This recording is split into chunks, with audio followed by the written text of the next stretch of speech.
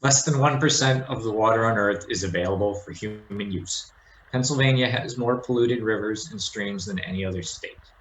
The fish in many of our rivers and streams are too contaminated to eat. Out of all the planets in the solar system, ours is the only one with liquid water. It's one of the primary reasons this planet is able to sustain life, that and our comfortable distance from the sun. Vast stores of clean water all over the globe support an abundant variety of life forms, from single-celled amoeba to the largest elephants. The key is that the water needs to be relatively uncontaminated by the chemicals and wastes that humans have introduced to the ecosystem. The contaminants in water are toxic to virtually all life on Earth, poisoning plants and animals and destroying the land that we depend on. Without clean water, we're all... Beaver County is home to several large industrial operations, including fracking, mining, and manufacturing. These all create runoff that enter our waterways.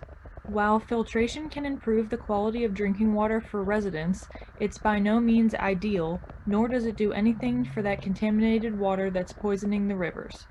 Improved testing can give us valuable information, but our task is to reduce the contaminants that enter the waterways as much as possible so that the rivers and oceans can recover. According to the EPA, one of the most polluted rivers in the country is the Shenango, which flows south past a former Westinghouse industrial plant in Sharon, PA.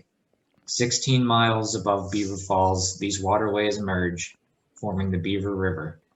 In 2013, levels of 1,4-dioxane, a likely carcinogen, was detected in municipal water, nearly 8 times the recommended level. It seemed like a cover-up. Someone knew about it, but residents were not informed. There were no follow-up tests. 2 problems were revealed. 1, mutual distrust between industrial polluters and the public, and 2, not enough money coming from the governments to monitor water quality. But it doesn't have to be that way. I spoke with Melissa O'Neill. She's a scientist out of West Virginia University who studies dissolved solids in the Ohio Valley watershed. Long story short, there was this abandoned mine, and mines that are abandoned flood. They're all over PA, and they're a huge liability. All of that stuff in there has to go somewhere eventually. And what Dr. O'Neill and others figured out was that if they could time the discharge to coincide with high flow of the natural waterway, they could drastically reduce the negative effects of the polluted discharge. And it worked. It worked so well that it made the high-tech, super expensive, taxpayer-funded reverse osmosis system installed later essentially obsolete.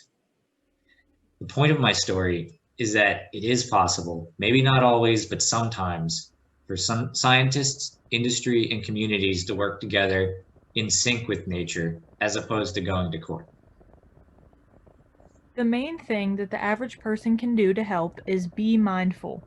We need to work hard to keep things like trash, pet waste, and yard clippings picked up and disposed of properly. When gardening at home, limit the use of pesticides being sprayed.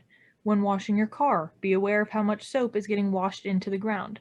Simple acts like these will ensure that less pollutants are entering our water systems. We've looked at some things that are harming our waterways by both industry and individuals. While regulating the waste of industry is something that we can lobby for by contacting our local officials and lawmakers, we as individuals have a lot of control over what happens to our own wastes. If our rivers are the most contaminated over any other state, we have a lot of work to do to clean up our rivers. Cleaning up after ourselves by putting trash in appropriate locations means it can't contaminate the water as it degrades. From microplastics to heavy metals, make sure your waste goes in the garbage and goes to recycling plants where it can be processed.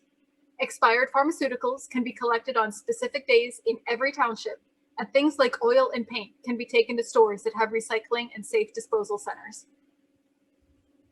The biggest thing that we can do is to care about our water.